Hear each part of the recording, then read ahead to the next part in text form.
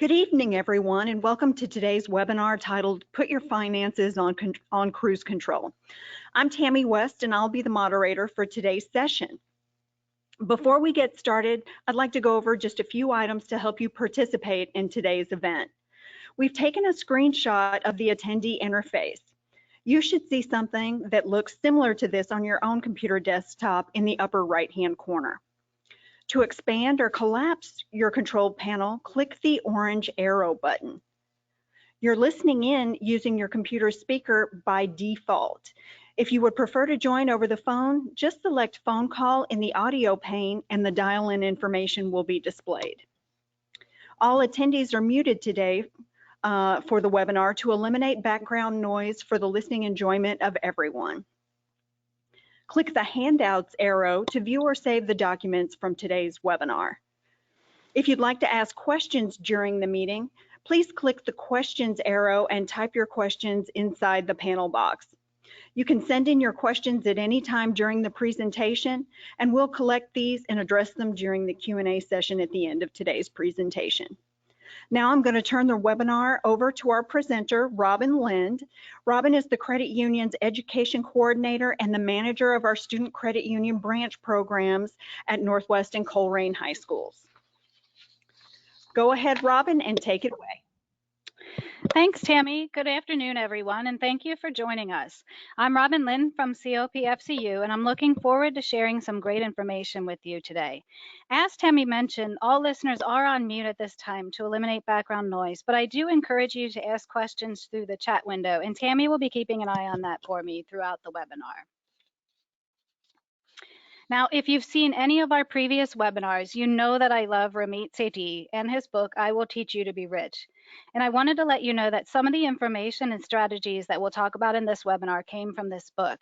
I can't recommend this book enough. It's very readable and it gives real life strategies and specific advice for people of all ages about investing, credit cards and credit card debt, paying off student loans, and it's much more in depth than what I have time to talk about.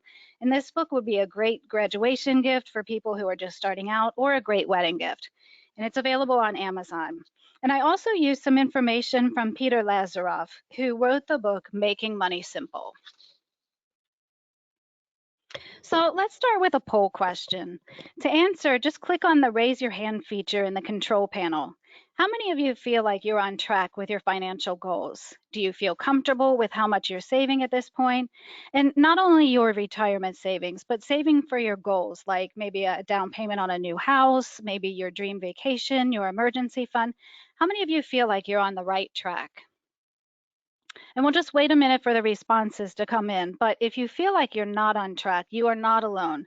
25% of Americans have no emergency savings, and 40% of Americans said that they couldn't cover a $400 expense without borrowing money. So what is it that makes it so hard to save money? Well, one issue could be that you don't really know what your goals are, or you just have some vague ideas of things that you're saving for, which makes it really difficult to feel committed to it. And saving money also depends on a lot of willpower, and it takes a lot of effort. You know, the whole process of creating a budget is a pain, right? You have to sit down with all of your bills and list all of your expenses and your income, which takes a lot of work. And then you have to try to find places where you can cut back so you can save more. And then you have to track every penny, and you don't go to Starbucks anymore so you can save money. But after a few weeks, tracking every penny gets really tedious and you wind up quitting, right? Budgets are hard to stick to. It's tedious and it takes a lot of work and it makes you feel bad, and nobody likes to live like that. You know, we all know we should save and we all have the best of intentions, but it seems like there's just always something else that we need to do. So maybe the water heater breaks, or we need new tires, the kids need new glasses, or maybe it's just something you want, like a pair of shoes goes on sale or your favorite band is coming in concert. A traditional budget always looks so good on a spreadsheet, right? It makes sense and you've figured out how much you can spend and it looks so easy to just follow the plan. The problem is you don't live in a spreadsheet. In real life, there are always going to be things that pop up and there are always temptations. But your financial success doesn't have to depend on building a budget and a great spreadsheet. Instead, you can build a system that takes willpower out of the equation entirely and establishes a process that will keep you on track so that you can reach your financial goals. Your system will put you in control of your money, and you'll decide where you want it to go instead of wondering where it went. So today we're going to talk about why automating your finances is the most profitable system you're ever going to build.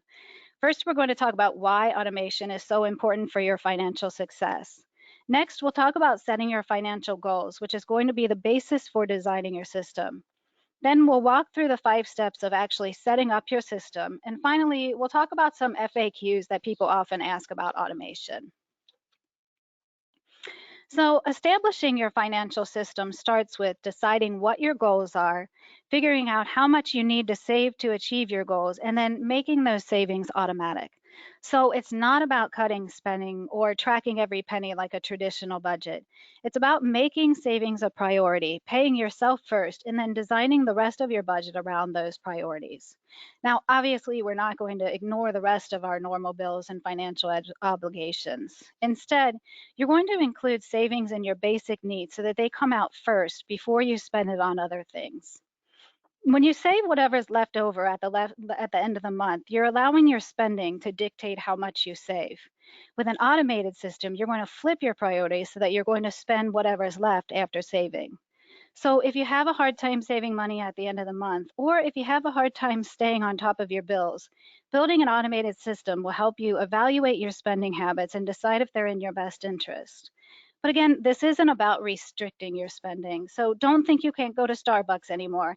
It's just about making sure that Starbucks fits in with your goals and that everything else is taken care of before you go. So what is automation? Automating your finances is simply creating electronic instructions between financial institutions to take care of the money management tasks that you would normally handle yourself.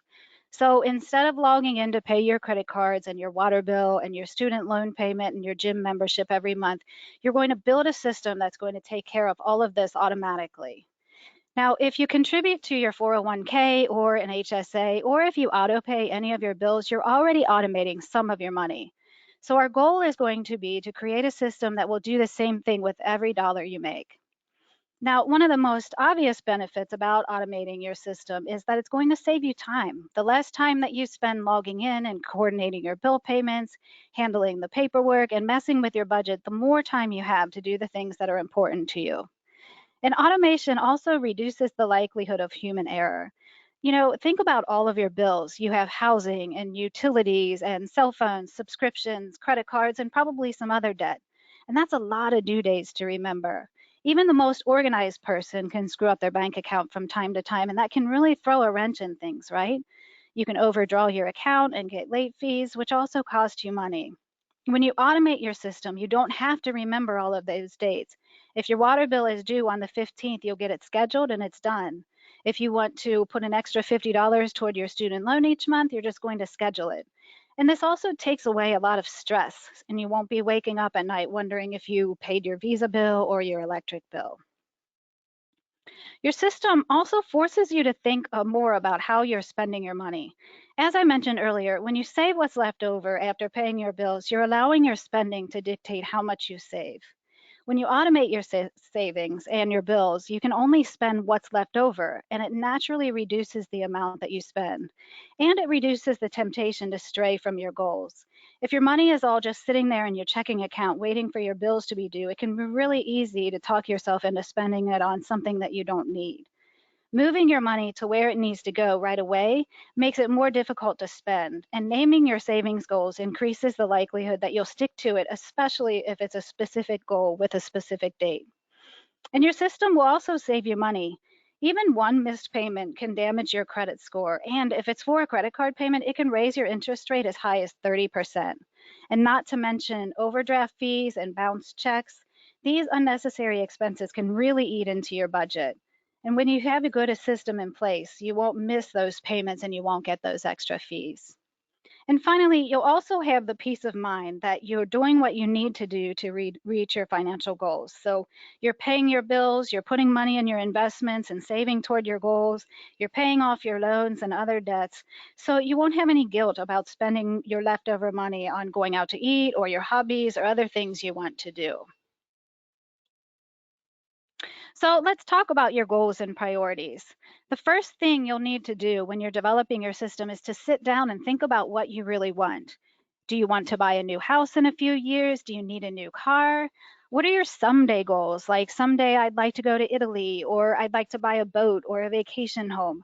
Now's the time to think about it and decide what it is you want.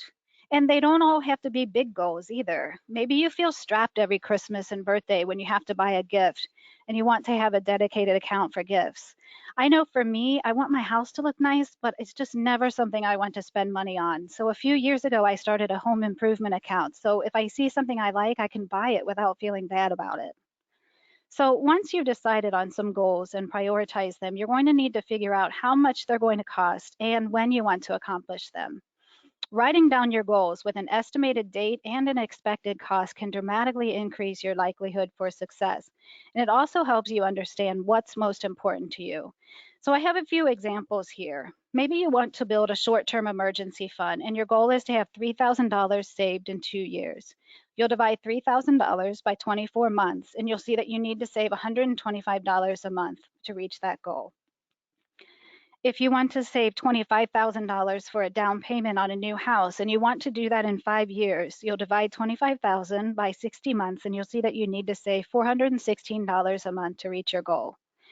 And if you want to have a gift fund, we'll base that on the average person who apparently spends $1,000 per month on holiday gifts, and we'll throw in a little bit more for birthday gifts. So let's say you average $1,500 a year on gifts. You're going to divide that by 12 months and you'll need to save $125 a month. Now, if you can't save these amounts right now within your budget, don't worry about that. We'll talk about that, how to handle that in a little bit. For now, you just want to think about what you want to accomplish and what you need to do to get there. So there are 5 steps for creating your automated system. It'll take a little time to get everything in order, but once it's in place, your system is going to work for years to come, and it's going to be easy to tweak as your needs and your goals change. So the first step is going to be to make sure that you have the right accounts. Next, you're going to link all of your accounts so that you can easily schedule your payments and send your money where it needs to go.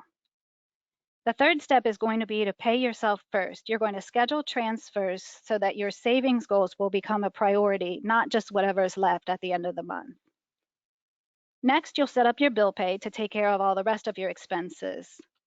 And finally, and one of the most important parts of the plan, you're going to increase your transfers over time.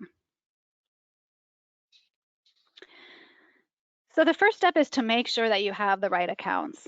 Having the right accounts in place is going to be the backbone of your financial infrastructure, and setting them up properly will ensure that your system will run smoothly for years to come. So make sure you spend a little bit of time on this step. So first, you need to make sure that you have a good checking account. Your checking account is going to be Grand Central Station in this plan. You're going to have money coming in and it's going to go out on a predetermined schedule. So you want your checking account to be simple, quick, and easy to work with. You want to have immediate access to your money. You don't want minimum balance requirements or monthly service fees, and you don't want any fees for bill payments or for transfers. And you'll want a wide ATM network or ATM reimbursements. Next, you'll need to think about your savings accounts. You'll need to have a dedicated place where your savings can go to meet your goals. So you can either open separate savings accounts for each of your goals, or you can have an account that has buckets. So you'll have a bucket for each goal, and you'll want to be able to set up automatic transfers specifically to each of these accounts. Now, ideally, your savings will be in a different financial institution than your checking account, and here's why. Having your money in separate institutions psychologically helps your savings to grow. When your savings are totally separate, you won't see that money sitting there in your account and you'll have much less temptation to spend it. And also, if your money is in another institution, it usually takes a few days to transfer it to another account, so you'll be much less likely to spend it on something spur of the moment. For the most part, your savings should be a one-way street. Money should go in and it should rarely come out. Now, if you use credit cards, you want to make sure that you have the right ones so that you can optimize your utilization. First, you'll want to have a card with good rewards. The most popular rewards are cashback or travel rewards. Cashback cards are usually the simplest, so if you're not a big traveler or if you don't want to mess with different point systems, that's probably going to be your best bet. The main thing is you want it to be as simple as possible, and you want to have 2 or 3 cards maximum. If you have too many, you're just going to complicate your system. So find a few cards that work for you and stick with them. Lenders like to see a long history of credit, so the longer you have that account, the more valuable it is for your credit score. Ideally, you'll have a low APR, good perks, and most importantly, and this goes without saying, you want to pay it off every month. And we'll talk a little bit more about credit cards in just a moment. So step 2 is to link your accounts. So now that you have the right accounts set up and working for you, you need to link them so that you can set up your automatic money flow. Now, this part is probably going to be the most time-consuming part, but once you get your accounts linked, the rest of your system is going to fall into place. So by investing a little time right now, you're going to save yourself a lot of time in the long term. So to link your accounts, you're going to need the logins for each of your accounts. So for all of your savings accounts and your checking account, and you'll need a complete list of all of your bills. So you'll need to gather all of your credit card bills, your gym membership, your cell phone bills, utilities, any bill that you pay on a regular basis. And for each account, you're going to need the URL or the website of each bill, your username and password. If you've never logged in, now is the time to set these up. Now, there are password managers that you can use to keep track of all of your logins and passwords, or you can put it all in a spreadsheet, whichever is going to be easiest for you. When you log into each of your accounts, there's going to be an option that says something like link accounts or transfer or set up payments. And you'll use these options to link your accounts so that you can easily send your money where it needs to go, from account to account and from accounts to bills. So here's what that's going to look like. Your paycheck is automatically going to fund your 401k or other retirement savings and your HSA before it gets to you. And then the rest of your money is going to land in your checking account. Your checking account is going to be Grand Central Station. It should be connected to everything else. So you'll link it to any investment accounts that you might have, like a Roth IRA or a regular IRA, your savings accounts, and any other student loans or debts that you might have. Now, you have 2 choices here. If you read Ramit's book, I Will Teach You to Be Rich, you'll know that he's a big proponent of credit cards. And credit cards do have a lot of benefits if you use them properly. Your reward points can really add up if you use your credit card to pay for everything. And they also help you keep track of your spending and make it easy to upload the information to Quicken or Mint or another budgeting app, so you know exactly where your money is going. And credit cards also provide good consumer protections. So like extended warranties on most purchases, car and rental insurance, and trip cancellation insurance. So any bill that Ramit can pay with a credit card, he does. So in this model, you'll see that the checking account funds the credit card, and then the credit card funds most of the other bills and expenses. And then your checking account pays for any fixed costs that you can't put on a credit card. You know, but then you have people like Dave Ramsey, who is obviously not a fan of credit cards or credit card rewards. He actually said, I never met a millionaire who said that they made all their money with airline miles. So this is up to you. Some people are great with credit and some people aren't, and you know yourself best. So you can use your credit card to pay for your bills if you want to get the rewards, or you can just use your checking account. So we do have a quick step 2.5 here.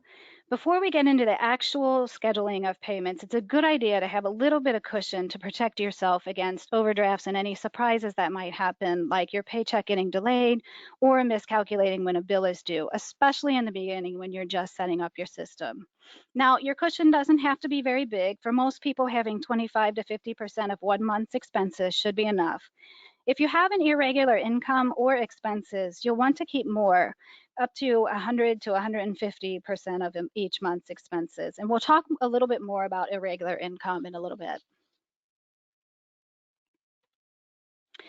Now, one thing that is critical when you're setting up your system is to pay attention to the dates.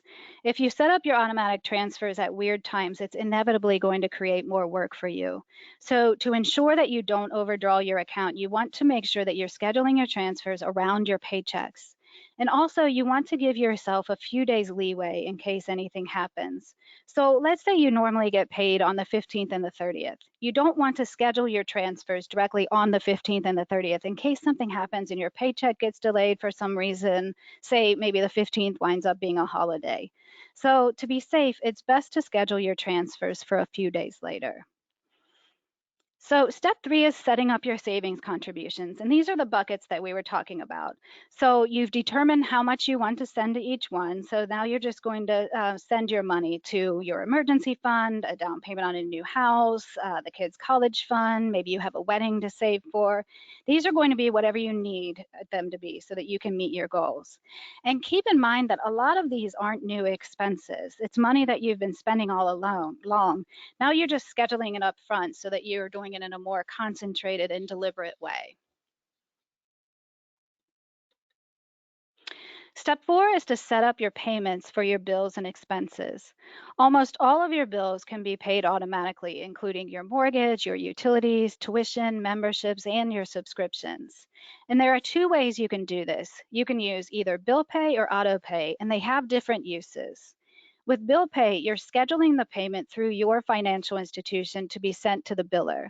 So think of it as your bank pushing the money to the biller.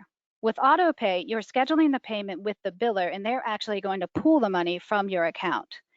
For your fixed payments, it's best to use bill pay because you can just schedule the amount to send each month. For bills that are variable, say like your cell phone bill or your utilities, where it's not the same amount every month, it's best to set that up as an auto pay so that the company can go in and deduct whatever your bill is each month. So you'll see here, I have a screenshot of our bill pay feature. So to schedule your payments, you're going to log in and you'll go to bill pay. You'll tap add a payee and you'll be able to choose from a list of popular payees like AT&T, DirecTV, Kohl's, etc. Or you'll be able to manually add them if they're not on the list. You're going to input your account number with the biller. So let's say you're setting up a payment to AT&T. You're going to put in your AT&T account number and their zip code, and then you'll set them up as a payee, and then you can schedule your payment. If you're using auto pay, you're going to need to log into your account with each company, and then you'll go to billing and payments and click on auto pay. You'll have to put in your bank routing number and your account number. Your financial institution's routing number should be on their website, usually somewhere toward the bottom of the page. And then the company, the biller, is going to draw out the money when it's due. Now, again, it's critical to pay attention to dates when you're scheduling your payments. One way to make this easier is to make sure that all of your bills are due around the same time each month. And most companies are willing to work with you on this. So if you just give them a call and tell them that your payment is currently due on such and such a date, and you'd like it to be due on the date that works for you. So if you get paid on the 15th and the 30th, you might want to have all of your bills due around the 15th of the month and then have all of your savings goals come out after the 30th. Now, if you have a bill that can't be paid by auto payment, say your landlord requires a check payment, you can still set that up as an automatic payment. To do that, you're going to go into bill pay and you'll enter the information manually. So you'll fill in the person or the business's name and address and add them as a payee. And then you can go in and schedule the payment. Now, you may have to scroll down. At the top, it'll probably give you an option for a one-time payment. But if you scroll down a little bit, it'll give you the option to change the payment frequency to monthly or quarterly or however you need to pay that bill. Now, these payments are going to be sent as a check payment from your financial institution. So the person is going to receive a physical check from your bank. And these payments do take a few days to process, so make sure you leave enough time for it to actually arrive. So if your rent is due on the 30th, it's a good idea to schedule the payment to actually send out on the 23rd.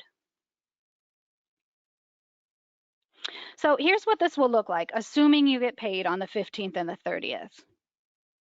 Your paycheck will come in on the 30th of the month. Your 401k will have already come out and your HSA contribution if you have one, and then the rest is going to be deposited to your checking account. You'll want to leave a little cushion in case anything happens. So you'll schedule your savings transfers to go out on the 3rd of the month. You'll get paid again on the 15th, and it'll be deposited to your checking account. And then you'll schedule the automatic payment of your credit card if you're using one, or you'll schedule the payment of all of your bills from your checking account to come out somewhere around the 17th of the month. Step 5 is to escalate your savings over time. Now, this step is critical to building your wealth, and it's really powerful for people who want to supercharge their savings and for people who aren't able to save as much as they want to for their goals right now. Escalating your savings is a way to slowly advance toward your ideal monthly savings. So maybe you start with depositing $100 a month to your savings account for the first few months. And once you're comfortable with that, you bump it up to $125. And then you bump it up to $150 and $200 and so on. So this way you can gradually increase your savings until you're where you want to be. Now, let's say you pay something off like your car or a credit card debt. Now, that can be a huge way to escalate your savings. You can take the amount that you were spending on that payment and reallocate it to another account. So if you had a $400 car payment and you pay that off, evaluate your goals and decide where you want that money to go now. If you have debts to pay off, maybe you direct it there. If you have savings goals that you want to ramp up, you can send it there. And you can always split it up so that you can send $200 to one goal and $200 to another.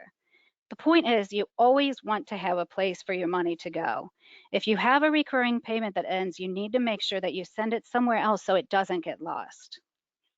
Now, you might already be escalating your savings in your 401k and investment accounts, and it's easy to set up if you aren't, but it's going to take a little bit of legwork with your other savings accounts. So for your 401k and your other investment accounts, you should have a tab that says contributions, and under that tab, it should say something like change contribution. When you click on that, it should give you an option to set up an annual increase. Now, this is going to be in percentages, so you can increase it by 1%, 2%, 5% every year, whatever works for you. It will also give you the option to cap your contribution, so it'll say up to a maximum of 15% or 20% or whatever suits you and the IRS limits. For your other savings accounts, when you have money that you are, when you're able to increase your savings, you're going to have to manually make that adjustment. So you pay something off, or you get a raise or something, you're going to decide where you want that extra money to go. Then you'll go into your online banking and you'll edit your transfer to reflect the new amount. So next, we'll talk about some frequently asked questions that people often ask about automating your system. So the first question, as we talked about a little bit earlier, is what if you have an irregular income? And this system can be tricky to navigate if you're a freelancer or a contractor, or if you have a seasonal job where your income is unpredictable. Some months you might make a lot of money, and then some months you make next to nothing, which really makes it difficult to make sure that all your bills are getting paid each month and you're meeting your savings goals. So the first thing you need to do if you're in this situation is to figure out how much money you need to live each month. Now, this is a bare bones budget. How much do you have to pay your rent, your utilities, for food, bills, and loan payments? Just the basics. And you'll need to save 3 months of bare bones living expenses before you can start to build your automated system. So if your basic monthly expenses are $3,000 a month, you'll need to save $9,000 that you'll be able to use during the months that you don't have as much income. This buffer should be a sub account in your savings account, and it should only be used during these leaner months. So to build this account, it's best to cut out saving on everything else until you have this in place. And any extra income or windfalls that you might have during this time should go toward building this account too until it's fully funded. And then once you have your 3 months of padding in place, you can go ahead and schedule your system as normal. Your buffer is going to act as a stable income in the leaner months. And then when you have a good month, you can use the money to rebuild your 3-month goal. And if your income is really unstable, you might want to go as high as having 6 months saved. Now, the second question is, what if I can't afford my savings goals, even after escalating my savings? Typically, 80% of what you overspend is used toward only 20% of your expenditures. So you want to focus on a few big problem areas instead of trying to cut out little things like Starbucks. Now, one example is the average person spends a little over $237 a month on subscriptions, which would be like gym memberships, Netflix, Disney Plus, music streaming services, etc. That's almost $3,000 a year. So take some time to evaluate your subscriptions and see if there are any that you aren't using or if you don't need. I did this a few years ago and found that I was spending almost $40 a month on subscriptions that I had totally forgotten that I had. Other ideas would be to renegotiate your credit card interest rates, shop around for lower insurance rates, and to try to cut back on some habits and expenses that aren't important to you. Now, we do have a couple of previous webinars that focused specifically on ways to optimize your spending and cut your expenses. The first one is called Budgets Don't Work, Using Conscious Spending to Change Your Life. And the other one is Fear No More, Tackle Your Debt. So these would be great for you to watch to get some other ideas to optimize your spending. And you can find those at copfcu.com/webinars. Now, the next frequent question is, what if my needs and goals change? Now, that best part of this system is that once it's in place, it's really easy to tweak as your goals change. So it's a good idea to sit down each year and reevaluate your goals and see if there's anything you want to add or anything you want to take off, or if you need to tweak your plan to make things happen, sooner, or, take things off. So your goals are going to evolve over time, and so will your plan. And as we talked about before, if you pay off a debt or if you get a raise, it's important to decide where you want that money to go. You should always have a plan with your money. So if you pay off your car, make sure you go in and redirect that money to something else. And the last common question is, how do I know there aren't mistakes on my bills that I've set to auto pay? First, you want to set all of your bills to come to you electronically so that it's easy to look over them. Now, if you read Ramit's book, he feels like his time is more valuable than looking for the rare mistakes that happen on his credit card bill, which is easy for him to say because I'm sure he has a lot more money than we do. For me, when I get my credit card bill or I get my cell phone bill, I usually take a few minutes to look through everything just to make sure nothing looks crazy. And this really shouldn't take anything more than a few minutes. And it's a good idea to check your accounts anyway, just to make sure there isn't any fraud. So once a week or once a month, it's a good idea to log in for a quick check, and then you can move on. Well, I hope that this was good information and that you learned a little bit about automation and the benefits of automating your money. And even if you don't automate your entire system right now, I hope you'll at least take some time to think about some savings goals and start working toward them. Once you get started with automation, it gets easier and easier, and over time, your system will get better and more efficient. And I also hope it helped you think a little bit more about your money in a new way. Knowing what you value and deciding on your savings goals makes it so much easier to say no to things that don't fit in your financial plan without feeling deprived. And it makes it easier to say yes to things without feeling guilty. We all work hard and we should be able to enjoy our money the way we want to. And to do what we want to do, we want to make sure that our money is working for us too. And creating an automatic system is a great way to start working toward that financial piece. So now I'm going to open it up for questions. And while we're waiting to see if any questions come in, I wanted to let you know that this webinar was recorded. So you should receive an email with the recording, and you can also access it and all of our other webinars at our website at copfcu.com/webinars. Tammy, do we have any questions? We don't have any questions at this time. All right. Well, I appreciate all of you joining us today. If you have any questions, if you think of any later, please feel free to email me or call me anytime. And if you have any suggestions for webinar topics that you'd find useful, please let us know. Thank you again for joining us, and have a great evening.